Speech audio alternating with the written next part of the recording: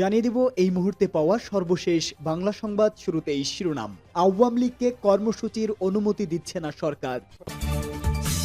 এরপরে জানাবো জাতীয় সংসদের নির্বাচনের দাবিতে ইউনূস সরকারের বিরুদ্ধে আন্দোলনের বার্তা দিল বিএনপি। এদিকে বাংলাদেশের কথার টোন আলাদা হবে, নয়াদিল্লিতে বিএসএফ ও বিজিবি বৈঠক নিয়ে ডক্টর ইউনূসের মন্তব্য। এরপরেই জানাবো দাবি আদায়ের অস্ত্র, রাজধানীর সড়ক দুর্ভোগে নগরবাসী। এবং সর্বশেষ জানিয়ে দিব মানুষের প্রত্যাশা অনুযায়ী দেশ চলছে না বলে বিএনপি নেতা দুদুর হুঁশিয়ারি বার্তা। শুনছিলেন সংবাদ শিরোনাম, এবারে বিস্তারিত। নির্বাচন তো দূরের কথা, আওয়ামী লীগকে বাংলাদেশে কোনো রাজনৈতিক কর্মসূচিও পালন করতে দেওয়া হবে না বলে প্রধান উপদেষ্টা ডক্টর ইউনূসের প্রেস সচিব শফিকুল আলমের হুঁশিয়ারি বার্তা। তিনি বলেন, তাদের আগে বিচারের মুখোমুখি করতে হবে, ততদিন কোনো কর্মসূচি করতে দেওয়া হবে না। এটা সরকারের স্পষ্ট অবস্থান।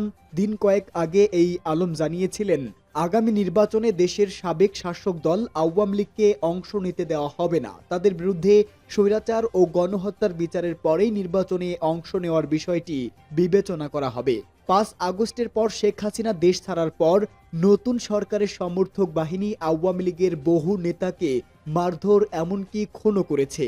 সাবেক শাসক দলের নেতাকর্মীদের আক্রমণ করা হয়েছে, পিটিয়ে মারা হচ্ছে জনরোষের অজুহাত দেখিয়ে বলে মন্তব্য করেছে ভারতের পত্রিকা। তারা বলে, দোষীদের বিচারের বদলে এই কাজকে প্রশ্রয় দিয়েছেন ইউনূস সরকারের কর্ত ব্যক্তিরা।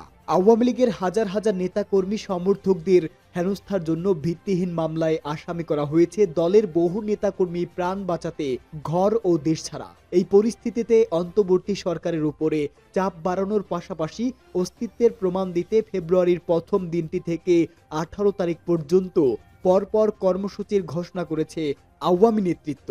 1 থেকে 5 ফেব্রুয়ারির প্রচারপত্র বিলি, 6 তারিখে প্রতিবাদ মিছিল ও সমাবেশ, 10 তারিখে বিক্ষোভ মিছিল, 16 তারিখ অবরোধ কর্মসূচির পরে 18 ফেব্রুয়ারি দেশজুড়ে সর্বাত্মক হরতালের ডাক দেওয়া হয়। জাতীয় সংসদের নির্বাচনের দাবিতে ইউনূস সরকারের বিরুদ্ধে আন্দোলনের বার্তা দিলেন খালেদার বিএনপি।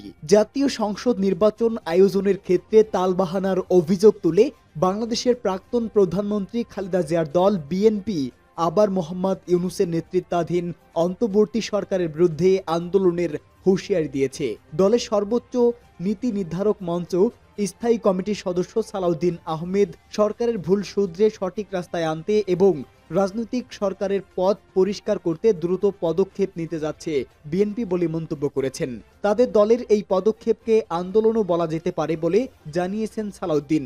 বিএনপি মহাসচিব মির্জা ফখরুল ইসলাম আলমগীর গত ডিসেম্বরে ইউনূস সরকারকে বেঁধে দিয়েছিল, 5 আগস্ট আপনারা যেমন রাস্তায় নেমেছিলেন, আবারও ঐক্যবদ্ধ হয়ে রাস্তায় নামতে হবে।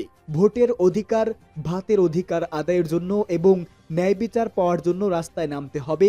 তারপর ফের হুঁশিয়ারি এলো দলের এক শীর্ষ স্তরের নেতা এর তরফ থেকে। প্রসঙ্গত, অসুস্থ খালেদা এখন চিকিৎসার জন্য ব্রিটেনে রয়েছেন। তার পুত্র তারেক রহমানও দীর্ঘদিন ধরেই সে দেশের বাসিন্দা। তারেক রহমান এবং মির্জা ফখরুল ইসলাম আলমগীর নির্বাচন পিছিয়ে দেওয়ার চক্রান্ত চলছে বলে অভিযোগ তুলেছেন অন্তর্বর্তী সরকারের বিরুদ্ধে। তারা বলেছেন, এই সরকার যদি নির্বাচন নিয়ে তালবাহানা করে তাহলে বিএনপি আবারও আন্দোলনে নেমে পড়বে। বাংলাদেশের কথার টোন আলাদা হবে, নয়াদিল্লিতে বিএসএফ ও বিজেপি বৈঠক নিয়ে বললেন ডক্টর মোহাম্মদ ইউনূস সরকার। অনুষ্ঠিত হতে চলা বিএসএফ এবং বিজেপির বৈঠকে বাংলাদেশের কথার টোন আলাদা হবে, এমনই মন্তব্য করেছেন বাংলাদেশের অন্তর্বর্তী সরকারের স্বরাষ্ট্র উপদেষ্টা জাহাঙ্গীর আলম চৌধুরী। বাংলাদেশের অন্তর্বর্তী সরকারের স্বরাষ্ট্র উপদেষ্টা জাহাঙ্গীর আলম চৌধুরী বলেছেন, বাংলাদেশে শেখ হাসিনা সরকারের পতনের পর প্রথমবারের মতো দিল্লিতে শীর্ষ স্তরের বৈঠকে বসছেন ভারত এবং বাংলাদেশ সীমান্ত রক্ষী বাহিনী বিজিবি। আগামী 17 ও 20 ফেব্রুয়ারি ওই বৈঠকে মুখোমুখি বসবেন সীমান্ত রক্ষী বাহিনী।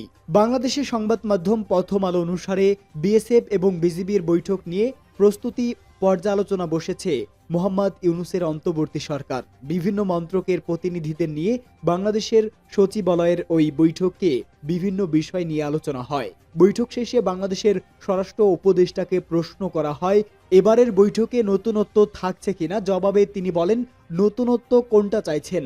এখন নতুনত্ব হলো আগে যেভাবে কথা বলা হতো এবারের কথা টোন আলাদা হবে। জাহাঙ্গীরের বক্তব্য, সীমান্তে হত্যা বন্ধ করতে বিএসএফকে উদ্যোগী হতে হবে। এছাড়া সীমান্ত এলাকা নিয়ে ফ্যান্সিডিল সহ অন্যান্য মাদক পাচার এবং অবৈধ অনুপ্রবেশের বিষয় নিয়েও তারা বিএসএফের সঙ্গে বৈঠকে আলোচনা করতে চান। দাবি আদায়ের অস্ত্র, রাজধানীর সড়ক দুর্ভোগে নগরবাসী। ছাত্র জনতার আন্দোলনের মুখে শেখ হাসিনা সরকারের পতনের পর দাবি আদায়ের নগরীতে পরিণত হয়েছে রাজধানী ঢাকা। যত দিন যাচ্ছে ততই বাড়ছে দাবি আদায়ের আন্দোলন। সেই আন্দোলনে রাজধানীতে যানজট লেগেই থাকছে।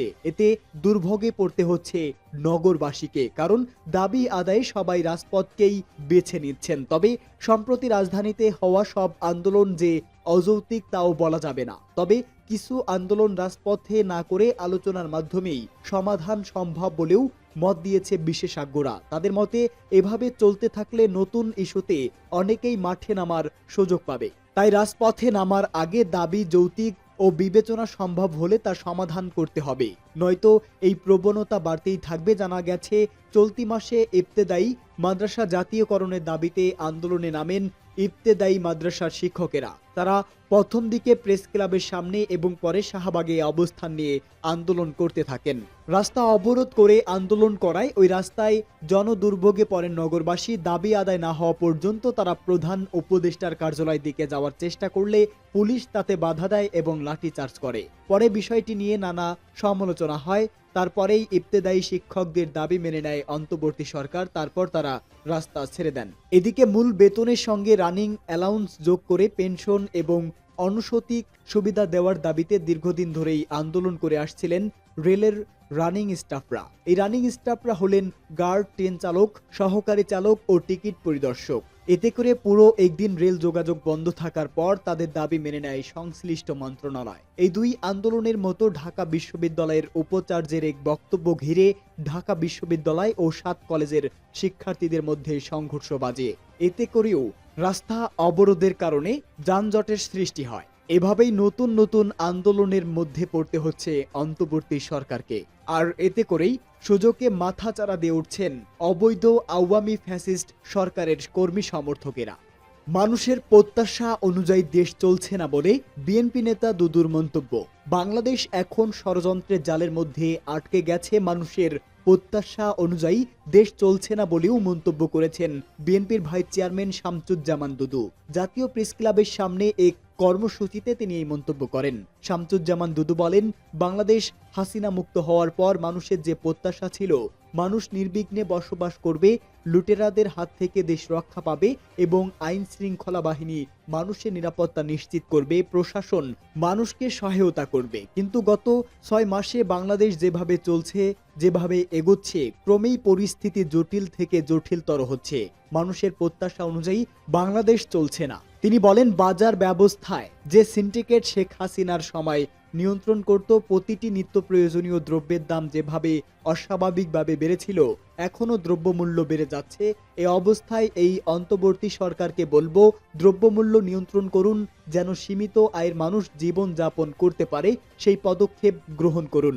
বিএনপির ভাইস চেয়ারম্যান বলেন, বাংলাদেশ এখন যে ষড়যন্ত্রের জালের মধ্যে আটকে গেছে, সেই জাল ছিঁড়ে ফেলতে হবে। সেই জাল ছিঁড়তে হলে কঠিন এবং কঠোর রাজনৈতিক নেতৃত্ব প্রয়োজন। আর এই রাজনৈতিক নেতৃত্ব প্রতিষ্ঠা করার জন্য মানুষের সমষ্টিগত একটি সরকার দরকার। এই সরকার যদি আমাদের প্রতিষ্ঠা করতে হয়, তাহলে মানুষের ভোটের অধিকার ফিরিয়ে দিতে হবে। শামসুজ্জামান দুদু বলেন, মানুষ তার পছন্দের দলের প্রার্থীকে নির্বিঘ্নে যেন ভোট দিতে পারে, এটাই হচ্ছে এই মুহূর্তে সবচেয়ে জরুরি কাজ। কোনো সরকারের পেছনে যদি জনগণ থাকে, দেশবাসী থাকে, তাহলে সেই সরকারের পক্ষে কঠিন সিদ্ধান্ত গ্রহণ করা সম্ভব এবং সেটি কার্যকর করাও সম্ভব।